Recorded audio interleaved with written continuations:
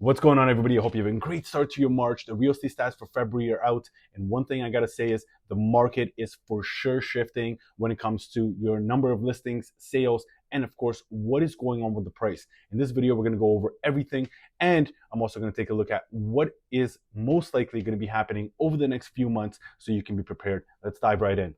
All right, so let's dive into the amount of listings that came on the market. And right away, you can see we've seen a 36% increase year over year in the amount of listings.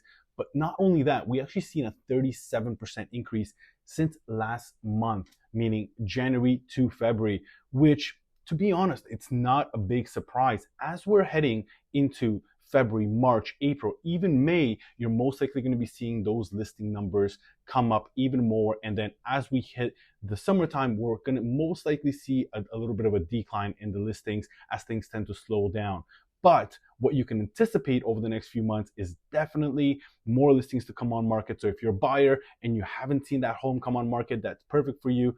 Just wait. I promise you, over the next few months, you're going to see tons more opportunities for the amount of listings that come on market. All right, so now taking a look at the amount of sales that came on market, right away, you're going to see a 17% increase of sales year over year in February. However, from January to February, month over month, we've actually seen a 33% increase in the amount of sales, which is completely normal. Again, going into March, April, May, you're going to be seeing those sales go up and then they're going to taper down as we head into the summer months, which is pretty much what happens every single year. And obviously, with tons more buyers coming on the market, with talks of interest rates dropping and things like that, you're going to see tons more activity, meaning more sales. Now, talking about the consumption rate, meaning how many sales are there compared to how many new listings there were, we actually see 49% consumption rate, which puts us right there in an equal market, not a seller or a buyer market, but we're getting a little bit closer to that seller's market, which once our consumption rate reaches 60% and over,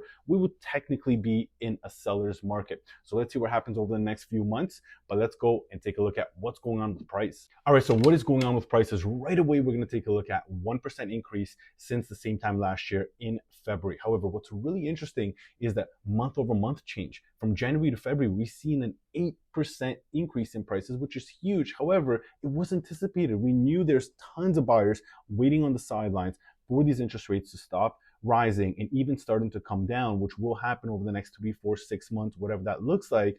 However, they're fueling the market with tons of activity, which is raising the prices higher. Now, an 8% increase is pretty high for 1 month. So I don't anticipate over the next 3 or 4 months, we'll see a monthly increase of about 8%. However, we are anticipating that prices will continue going higher in the March, April, and May times. They'll probably taper down a little bit going into the summertime. All right, so what does this mean if you're a buyer or a seller? The message has not changed since the last couple of months that I've been doing these videos. The reason is because the market is doing exactly what we anticipated it to do, especially for the start of this year. If you're buying and leaving the variable aside of when the best time for you to buy based on your own unique situation, if we're only looking at what the market is doing for your buying decision, getting into the market sooner than later is still the best option, as we're seeing these prices tick up based on what we've been discussing over the last couple months and this month as well. If you're a seller,